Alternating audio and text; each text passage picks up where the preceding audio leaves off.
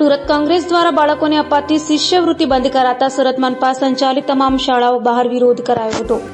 ગુજરાત સરકાર દ્વારા શિષ્યવૃત્તિમાં અલગ નિયમો બનાવવામાં આવ્યા છે, જેમાં ગુજરાત બહારના વિદ્યાર્થીઓને શિષ્યવૃત્તિ નહીં મળે તેવા નિયમો બનાવાતા બાળકોમાં આવતી શિષ્યવૃત્તિને લઈને વાલીઓ દુવિધામાં મુકાયા છે। ત્યારે સુરત શહેર કોંગ્રેસ દ્વારા બાળકોની અપાતી શિષ્યવૃત્તિ બંધ કરાતા સુરત મહાનગરપાલિકાની તમામ શાળાઓ બહાર વિરોધ પ્રદર્શન કરવામાં આવ્યું હતું અને સરકારના આવા તગલાદી નિર્ણયોનો વિરોધ કર્યો હતો। જે મારું નામ સુરેશભાઈ સુહાગિયા, પૂર્વ સભ્ય નગર પ્રાથમિક શિક્ષણ સમિતિ સુરત। આજરોજ સુરત શહેર કોંગ્રેસ સમિતિ દ્વારા સમગ્ર સુરત શહેરની અંદર નગર પ્રાથમિક શિક્ષણ સમિતિની દરેક સ્કૂલો ઉપર વિરોધ પ્રદર્શન કરવામાં આવી રહ્યું છે।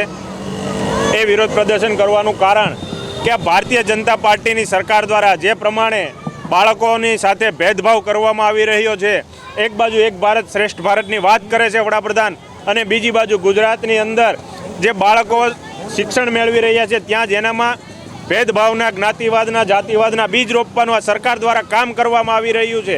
કે જે બાળકોને શિષ્યવૃત્તિ આપવામાં આવતી હતી અત્યાર સુધી સરકાર દ્વારા, એની અંદર આજે સરકાર દ્વારા નવો ફતવો બહાર પાડવામાં આવ્યો છે કે જે બાળક છે, ભણે છે, એનો વાલી જો ગુજરાતી હશે એનું પ્રૂફ આપવામાં આવશે તો જ એને શિષ્યવૃત્તિ આપવામાં આવશે। એટલે આવો જે સરકાર દ્વારા ભેદભાવ કરવામાં આવી રહ્યો છે અને બાળકોને ફક્ત ગુજરાતી હોય એવા બાળકોને શિષ્યવૃત્તિ આપવાનું જે નક્કી કરવામાં આવી રહ્યું છે એની સામે સુરત શહેર કોંગ્રેસ સમિતિ વિરોધ કરે છે અને કોઈ પણ બાળકની સાથે ભેદભાવ ન હોવો જોઈએ। ભારતનો જે નાગરિક છે એ તમામ એક સમાન હોવો જોઈએ અને તમામને એક સમાન હક મળવો જોઈએ। એ માટે આજરોજ એના હક માટે, બાળકોના હક માટે આજે કોંગ્રેસ સમિતિ મેદાને છે અને એને હક અપાવીને રહેશે।